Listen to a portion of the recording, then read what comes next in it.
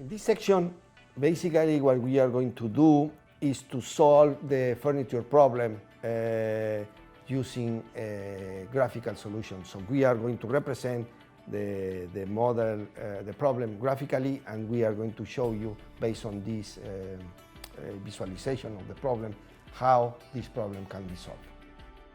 In this section, we are going to solve graphically the furniture problem that we formulated as a linear programming problem. We will also introduce important concepts related to the theory of linear programming.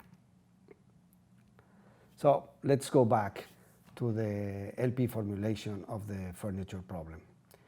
And as you recall, any linear programming problem has an objective function. That in this particular case, we want to maximize the total revenue generated by the production plan of chairs and tables. And we have two types of constraints, the Mahogany constraint and the labor constraint. Notice that this problem has two variables, one for the production of chairs and the other one for the production of tables. So this gives us the opportunity to solve this problem graphically by using a Cartesian plane. So let's go and explain what the Cartesian plane is. So a Cartesian plane, we have two axes. In one axis, we will represent the number of tables that we are going to build. Is this horizontal axis that we have in this slide. And then the other axis will be the number of tables that we are going to build, and this will be this vertical axis that we have in this slide. So therefore, moving from left to right is the direction of the inequality x1 greater or equal to 0. And moving from low to high is the direction of the inequality x2 greater or equal to 0. So what is happening here is when we have x1 and x2 greater or equal to 0, this means that all this quadrant in the upper right-hand side of the Cartesian plane will represent feasible solutions of that satisfy these two constraints. So for example, if we are going to build 40 chairs and 30 tables, they are non-negative, and this is represented by this point in this graph. So this point satisfies the non-negativity constraint of the furniture problem. Now let's consider the inequality representing the Mahogany constraint. So the first thing that we are going to do is to graph the equation that characterizes the Mahogany constraint. So the equation that characterizes the Mahogany constraint is 5x plus 20x2 equal to 400 units of Mahogany. So to graph this equation, we are going to express x2 in terms of x1. And after a couple of algebraic operations, we can determine that x2 is going to be equal to 20 minus 1/4 of x1. So now let's try to explain what this equation represented in this way represent. So let's think about this thing. Suppose that we don't produce any chair, means that x1 is equal to 0. Then we have enough capacity to build 20 tables. Now, what would happen if we build one chair? Then x2, which represents the number of tables, will be equal to 19.75 tables. So what is happening is, as soon as we start producing more chairs, we will be producing less tables at a rate of 1/4 per unit of chairs chairs produced. That's the meaning of this coefficient of the x1 decision variable. So let's now graph this equation. So we want to graph the equation x2 equal to 20 minus 1/4 x1. So we know that a point that is in this equation is when we don't produce any chairs and we produce 20 tables, and that's the blue dot that we have here. Also, we know that the slope or the trade-off between building chairs and building tables is minus 1/4.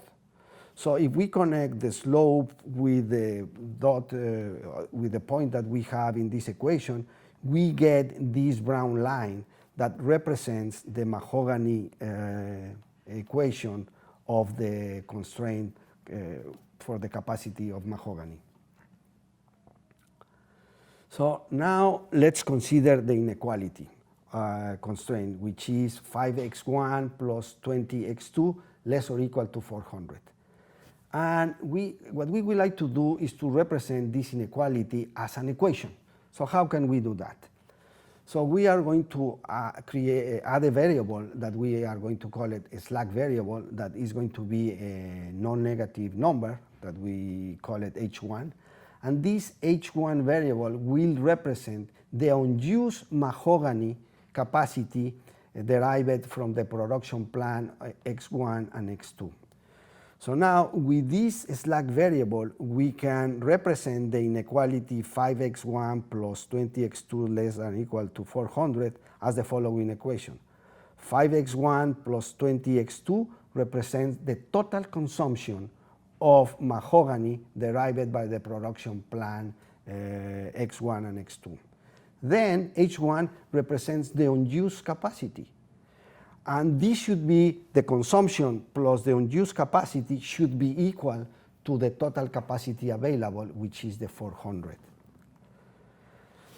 So now these green arrows that we have in this slide are representing which points in this Cartesian plane are feasible.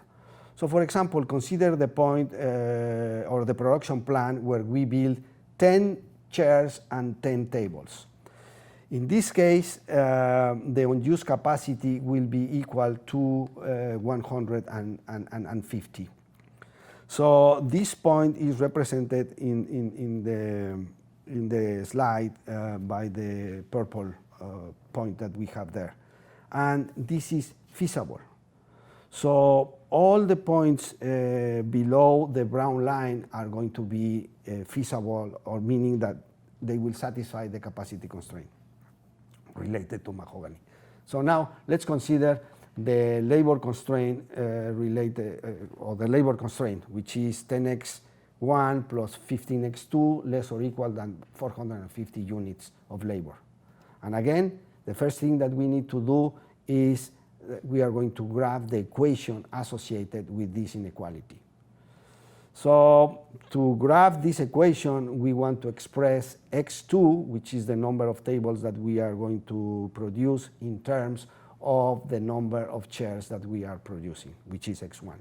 So again, after some algebraic operations, we find out that x2 is equal to 30 minus 2/3 of x1. So now let's understand what kind of trade-offs we have based on this equation between chairs and tables that we can produce. So if we don't produce any chair, then x1 is equal to 0, and the number of tables that we can produce is equal to 30 tables. If we produce one chair, then the total number of tables that we can produce is equal to 29.33 tables. Therefore, as we start producing more chairs, we will be producing less tables at a rate of 2/3 per unit of chairs produced.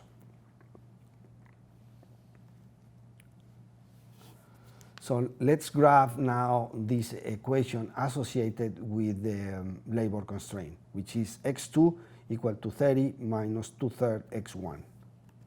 So again, we have a point of reference. When x1 is equal to 0 and x2 is equal to 30, we satisfy this constraint. So we know that the equation should pass to this point, which is represented by the blue dot. And also, we know that the slope of this constraint is minus 2/3. So considering the slope of minus 2/3 and the point that we know that satisfy this equation, we can create the graph or the equation associated with the labor constraint, which is this yellow line. So similarly to what we did with the Mahogany constraint, we now consider the labor constraint, which is equal to 10x1 and 15x2 less or equal than 450 hours. So what we want to do is to represent this inequality as an equality, as an equation. And for this purpose, we are going to add a variable that we call the slack variable, which will be called H2. And H2 represents the amount of unused labor derived from the production plan X1 and X2. So the equation that will be equivalent to the labor constraint inequality will be 10x1 plus 15x2, which represent the total amount the total amount of labor consumed by the production plan X1 and X2, plus the amount of unused capacity, labor capacity, which is represented by the slack variable H2. The consumption plus the unused capacity should be equal to 450 units of labor. So based on this equation, we can transform the inequality constraint in terms of an equation. So again, we want to identify what is the feasible region here. So the point or the production plan that has 10 chairs and 10 tables will have a slack variable associated with the labor constraint equal to 200 hours. This slack variable means that for this production plan, we are going to have 200 units of unused capacity. And so basically, based on the yellow constraint which represent the labor capacity and the brown constraint that represent the Mahogany capacity, all the green arrows represent the feasible region that satisfy the labor constraint, the Mahogany constraint, and the non-negativity constraint. And this region is called the feasible region. Also, in linear programming, the feasible region is called the polyhedron. Let's now discuss the objective function. The objective function is to maximize revenue, and it's equal to 45x1 plus x2. So now we want to express x2 in terms of x1. So x2 is going to be equal to the revenue divided by 80 minus 45 divided by 80 times x1. So we are going to graph this equation that represents the objective function. So when we don't produce anything, meaning that when x1 is equal to 0 and x2 is equal to 0, then the revenue is 0.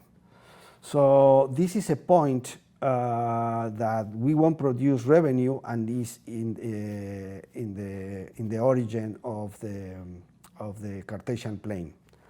And if we consider the slope minus 45 divided by 80, we can graph the revenue, the zero revenue associated with the objective function.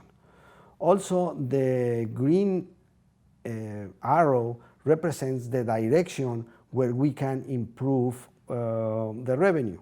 So at this point, zero revenue, we are not producing anything. But if we start building chairs or building tables, then we will start generating some revenue. So the green arrow represents the direction where we can increase the value of the revenue objective function. So let's think of the following. The equation for the revenue is 45x1 plus 80x2.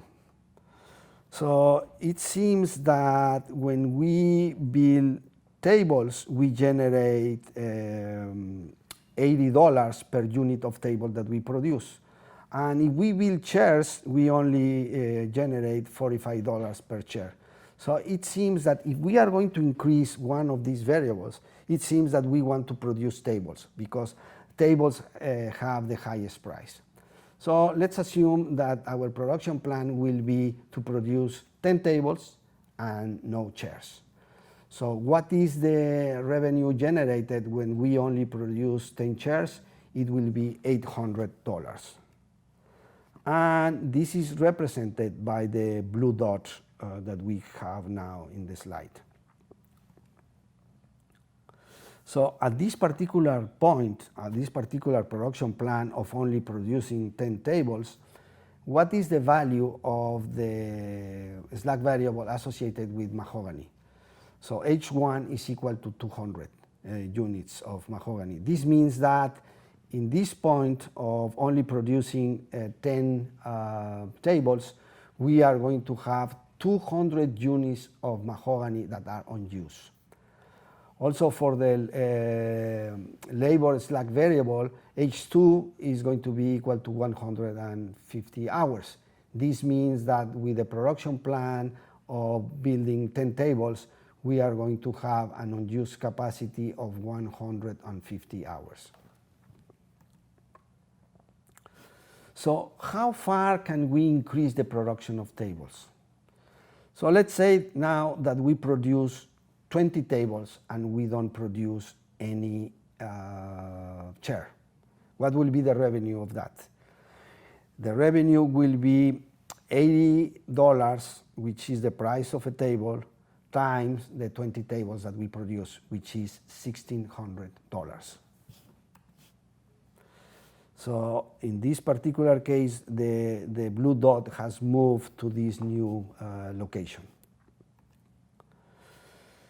And now the question is, can we continue increasing the production of tables to produce more revenue? So what would happen now if we produce 21 tables? If we produce 21 tables, then we can generate $1,680. So it seems attractive to produce more tables. But let's see what's happening with the slack variable H1. The slack variable of H1 becomes negative. What is the meaning of this negative number? Means that we don't have enough capacity of Mahogany. This means that we'll require 20 more units of capacity to build this extra table. So it is infeasible to produce more tables. So this is the maximum amount of tables that we can produce given this LP problem formulation. So what can we do?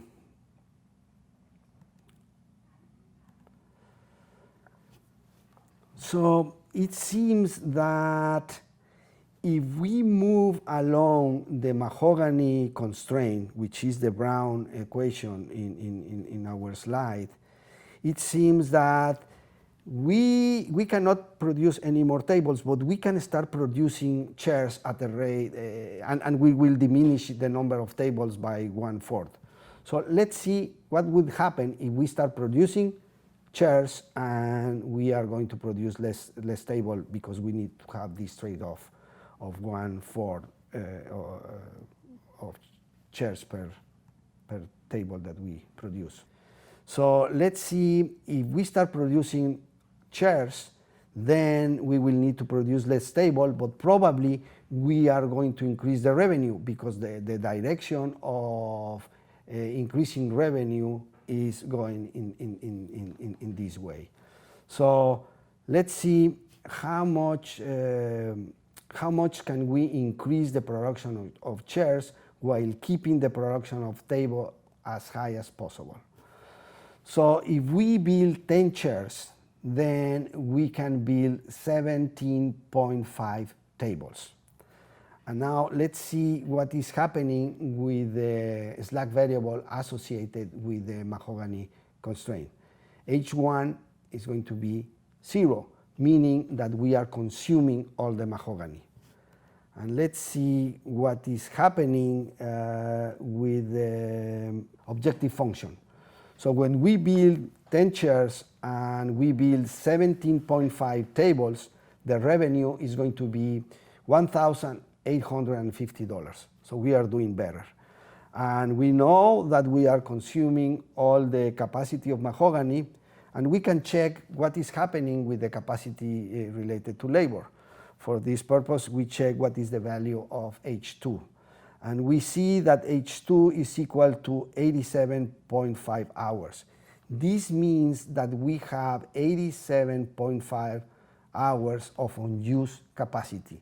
So that means that we can produce more tables to increase the revenue. But how much we can continue the production of, how much we can increase the production of chairs without violating any constraints. So what we want to notice is that we can go as far as the intersection of the yellow line, which represents the labor capacity, and the brown line that represents the Mahogany capacity. That's as far as we can go. Because if we go further than that, we start building more chairs of that, we are going to violate this constraint.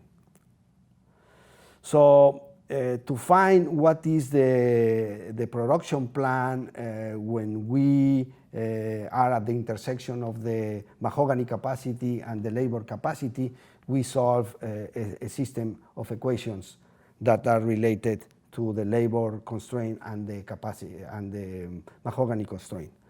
And the optimal the solution there will be to build 24 chairs and 14 tables. And the revenue associated with that will be $2,200. And at that point, we cannot do any further. We cannot produce any more tables or any more chairs. So that means that we have identified the optimal solution of this problem. And we stop. Graphically, we have learned how to solve this particular furniture problem.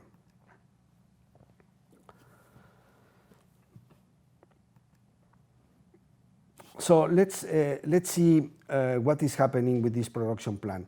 So the optimal solution or the optimal production plan is to have 24 chairs and 14 tables. And notice that this production plan is efficient. Why is efficient? Because we are consuming all the capacity. Notice that H1 will represent the unused Mahogany capacity is 0, meaning that we are consuming all the Mahogany that we have. Similarly, H2 will represent the unused capacity of labor is 0, which means that we are consuming all the labor capacity. So in this sense, we have an optimal solution that is efficient in the sense that we consume all the resources. That's all that we are going to cover now. See you in the next section. Thank you.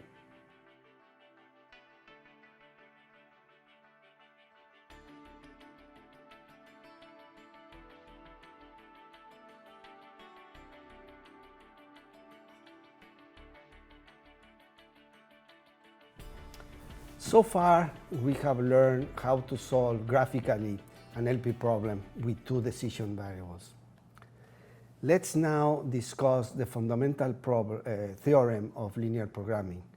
But first, let's consider some definitions that are required to really understand what this theorem talks about. So, a solution of a linear programming problem is a set of values of the decision variables that satisfy all the constraints of the problem defined by the polyhedron. So this gray dot represents a feasible solution of the linear programming problem associated with the furniture problem. So another definition which is very important is a corner point solution is a vertex of the polyhedron defining the feasible region of the LP problem. So these blue dots that we have associated with this polyhedron represent corner points or vertices of the polyhedrons. These points are very important when you are solving linear programming problems. An optimal solution is a solution of the LP problem that cannot be improved, meaning that you are at the point that if you want to go any further, basically you will violate a constraint. So that's we say that this is the point that we have found the optimal solution, and this is represented for our furniture problem is the red dot that we have here. So this theorem that is called the fundamental theorem in linear programming says the following. If a linear programming problem has an optimal solution, then there is at least one optimal solution that is a corner point solution. So let's try to give intuition about what is happening behind this theorem. So if you recall the way that we solved this LP problem, the furniture problem represented as a linear programming problem, we start with a solution where we don't build any chairs or any table. And this point is called P1. And this is a corner point or a vertex of the polyhedron with the feasible solutions of this LP problem. And then the green arrow here represented a direction where we could improve the revenue. And basically what we did is to look for an adjacent corner point that will improve the current solution. So at the beginning, the revenue was 0. Then it is advisable to start building tables because they have the largest price. So we went to the point P2, where we built 20 tables and we didn't produce any chair. Then when we were at that corner point or vertex of the polyhedron, we also saw that the green arrow represented the direction where we could improve the optimal solution. We could find another solution that will improve this revenue value. And this was an adjacent corner point that it was P3.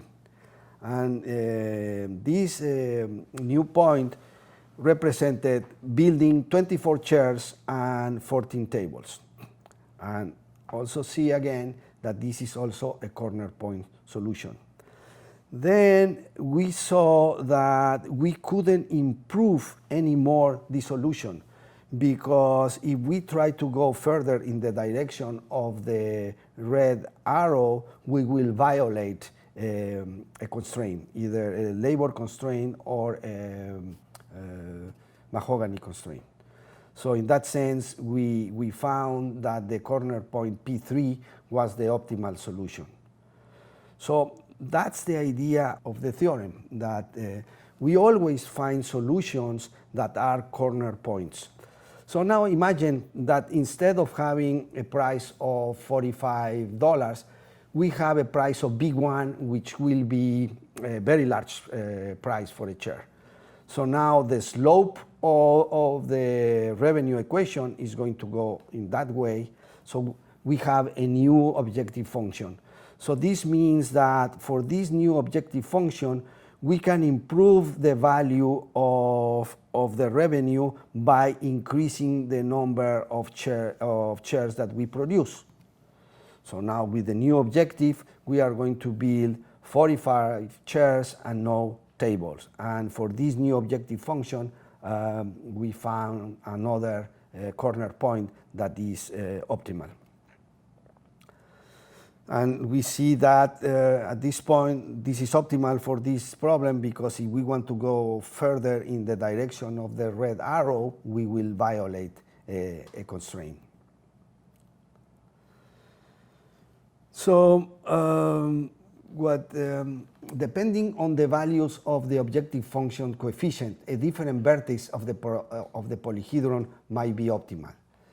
And so what are the equations that characterize each vertex of the polyhedron? So the vertices or corner points of the polyhedron are solutions of a system of equations. Let me expand a little bit more about what do we mean about that. So let's try to enumerate all the vertices that our polyhedron has. So when we are at the vertex or corner point P1, we don't produce any chair or any tables, and we have two equations that define this corner point: x1 equal to 0 and x2 equal to 0. Let's find another vertex in this polyhedron, and this is represented by the yellow dot. So this point is when we build 20 tables and we don't build any chair. And the equations that characterize this corner point are x1 equal to 0 and the Mahogany constraint. Another point that is a vertex of this polyhedron is this pink point, where we build 24 chairs and 14 tables. And the equations that characterize this vertex is the Mahogany constraint and the labor constraint. Finally, another vertex of this polyhedron is represented by this red dot. And this red dot represents the production plan, where we build 45 chairs and no tables. And the equations that characterize this red point will be the labor constraint and the equation x2 equal to 0. Also observe that there are other points that are solutions of system of equations, although these points are infeasible. So in general, we are going to call point of interest any point that is the solution of a system of equations. So another point of interest will be this black point, where we produce 30 tables. And the equation that defines this black point will be x1 equal to 0 and the labor equation.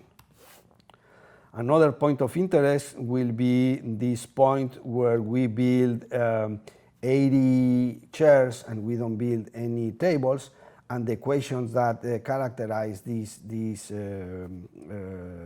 point will be the Mahogany equation and the x2 equal to 0.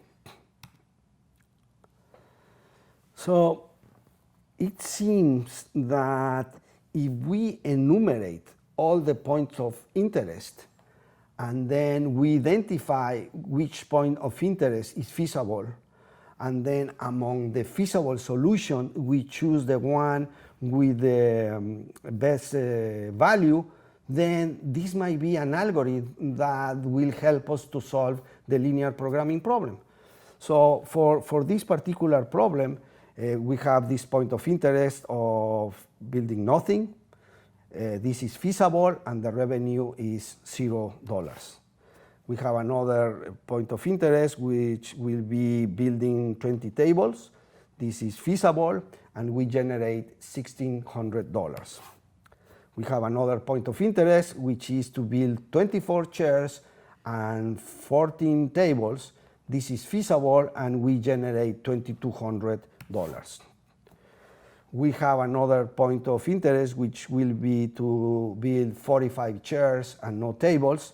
This is again feasible, and we generate $2,025. There is another point of interest where we build 30 tables, but this is infeasible. And if we could build these tables, we would generate $2,400, but this is infeasible, so we cannot generate that amount of revenue. Another point of interest is to build 80 chairs, but again, this is infeasible, and the revenue for this thing would be $3,600. So among the feasible solutions that we have, what is the best value? Is when we build 24 chairs and 14 tables. That's the optimal solution. So this seems like a reasonable algorithm, no? So if we start enumerating all the points of interest, then we can identify which ones are the feasible, keep track of the best value, and then that will lead us to the optimal solution. Let's see what happened. Let's ask the question: how many points of interest a linear programming problem would have with n variables and n constraints? So let's think about it. If we have an LP problem with 10 decision variables and 10 constraints, the number of points of interest will be 184,000 points of interest. This might be done relatively easy with a computer. Now, if we have 50 variables and 50 constraints, then the number of points of interest will be a 1 followed by 29 zeros. Wow, this is becoming a large number. That still a powerful computer might be able to enumerate this point of interest.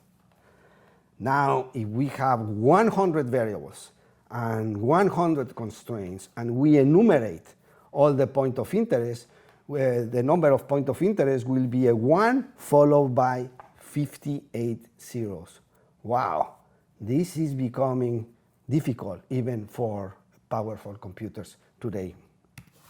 Now, if we have a problem with 150 variables and 150 constraints, the number of points of interest will be a 1 followed by 88 zeros.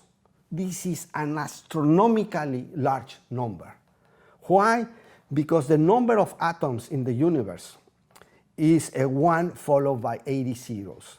So this number is larger than the number of atoms in the universe. So there is no supercomputer today that will be able to solve this problem in billions of years.